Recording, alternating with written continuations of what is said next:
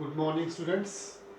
Today, our topic is pteridophytes. In our previous lecture, we have studied about bryophytes, and today we're going to discuss about pteridophytes. The name pteridophyte means pteron. The meaning of pteron, P-T-E-R-O-N, pteron means feathers, and due to having the feather-like appearance, they are known as pteridophytes. The term pteridophyte is actually coined by Ernest Haeckel, and these pteridophytes are also known as vascular cryptogams. And why they are known as cryptogams? Because they are non-flowering and seedless plants. So, and why vascular? Because they do have vascular tissues, xylem and phloem. And as you know, vascular tissues are absent in case of bryophytes as well as in case of thallophytes, means algae. But they are present in pteridophytes. So they are first true terrestrial plants and also known as reptiles of plant kingdom. Why? Because actually reptiles are known to be first terrestrial or first true terrestrial animals. So like reptiles, these pteridophytes are first true terrestrial plants. That's why they are known as reptiles of plant kingdom. Bryophytes are known as amphibians of plant kingdom because they do need water to complete their life cycle. Okay, so next point, pteridophytes grow in moist place in shady areas and they require water for their fertilization. They do have vascular tissues or vascular bundles as we have discussed earlier, vascular cryptogams. The meaning of vascular, having xylem and phloem. The meaning of cryptogams, they are non-flowering and seedless plants, and they do not have seeds. So now they do have vascular tissues, xylem and phloem. Both of xylem and phloem are present in case of pteridophytes, but with some exceptions. When it comes to the elements of xylem and phloem, xylem does not have xylem vessels in case of pteridophytes, and on the other hand, phloem does not have companion cells in their elements. These xylem vessels and companion cells are present in xylem and phloem in the higher plants, but they are absent in case of pteridophytes. No xylem vessels, no companion cells in case of phloem. Reproduction is by spore formation in case of pteridophytes, and they also do have alternation of generations like we have seen in case of bryophytes. That means there are two phases, gametophytic phase and sporophytic phase. In case of bryophytes, we have studied that gametophytic phase is dominant phase in case of bryophytes, and sporophytic phase is totally dependent on gametophytic phase for water and stability. But in case of pteridophytes, sporophytic phase or sporophytic body is a main plant body and is diploid, and dominant phase or stage in the life cycle of pteridophytes. So alternation of generations means sporophyte and gametophyte. Sporophyte gives rise to gametophyte, and gametophytic body or gametophyte gives rise to the sporophyte. So there is a sequence, a regular sequence of developing sporophyte from gametophyte and gametophyte from sporophyte. That's why alternation of generation, यानी दोनों में बारी बारी, पहले ये फिर ये, then again and it, तो ये आगे से आगे ये कैरी ऑन होता रहेगा. Then as I told you, sporophyte is dominant stage or phase in the life cycle of the pteridophytes. But in case of bryophytes, gametophytic phase was dominant phase. The sporophytic phase or sporophyte is dominant stage and is a main plant body.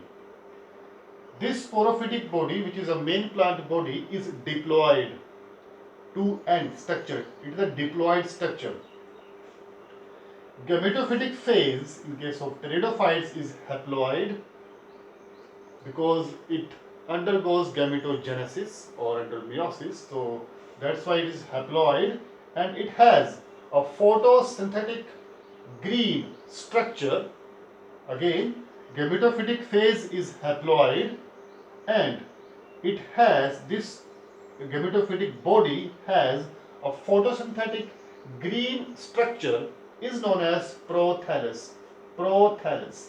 This photosynthetic green haploid prothallus uh, gives rise to male and female gametes. Okay, the function of prothallus is to give rise male and female gamete, and this prothallus is photosynthetic, it is green and is haploid. Okay, when it comes to a sporophytic body or sporophyte, it is independent, but in case of bryophyte, it is not independent. It is dependent on gametophytic body. But in case of pteridophyte, this sporophytic body or this sporophyte is independent and it produces spores. Actually, spores are produced on the leaves of pteridophytes. So these leaves are actually very, they are modified to give rise to or give birth to spores. So these leaves are of different types and have different modifications. Okay, so on the basis of their different modifications, these leaves are either sporophyll or sporophylous. These sporophylous leaves are further categorized into microsporophylous or microsporophylls and macrosporophylous. Okay, so microsporophylous leaves and macrosporophylous leaves. That means they are very tiny in size and they are bigger in size, macro one. Microsporophylous leaves found in Selaginella. Example is Selaginella. So in Selaginella, microsporophylous leaves are present, and under the microsporophylous leaves, spores are produced. Okay. And in case of macrosporophylous, example is ferns. Another modification of leaves is known as strobilus. Strobilus, or it is also known as cone. This strobilus, you can see over here, is a compact arrangement of leaves. Strobilus or cone is compact arrangement of leaves where spores are produced. Example again, Selaginella. Okay, so it's all about just mere introduction. Here you can see the life cycle, a simple life cycle of pteridophytes. Here you can see main plant body, which is sporophyte. It is diploid. This sporophytic body would undergo meiosis, that is reductional division, and would produce spores, which are of course haploid, because after undergoing meiosis it has to become haploid. So spores are being produced from sporophytic body after having meiosis or meiotic division. These haploid spores would germinate later and change into haploid gametophytic body, which is photosynthetic and green, known as prothallus. This prothallus, haploid, photosynthetic green gametophyte, and it is generally monoecious. That means male and female structure will grow on the same gametophytic body. So this prothallus would produce male and female gametes, and these male and female gametes, they get fused to form a diploid zygote, because both the gametes are haploid, as you know. So both the gametes, male and female gametes, they get fused to form zygote, which is diploid, and this zygote would change into sporophyte, which is diploid structure. So this cycle would carry on again and again. Okay, so from sporophytic body to gametophytic, from gametophytic to again sporophytic. This is alternation of generations. Okay, so when we differentiate the plant body of pteridophytes, we can differentiate into root, rhizome, and leaves. Root, as you know, rhizomes are, you can say, underground stems, and leaves. When it comes to habitats, that means the area, the regions, or the habitats where they are found. Like you can see here, Selaginella and Adiantum. Selaginella and Adiantum are two pteridophytes which are xerophytic in nature, or known as xerophyte.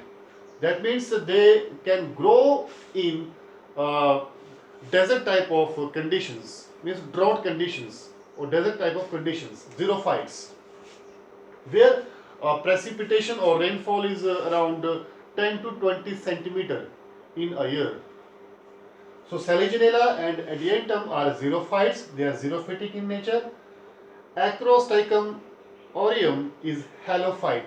That means this Acrostichum aureum pteridophyte plant, which is halophyte, is highly salt tolerant. Salt tolerant. It can grow in the saline region where the salt concentration is very high.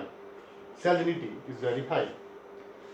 This Selaginella oregona and Psilotum flaccidum, these two pteridophytes are epiphytic in nature. They are epiphytes.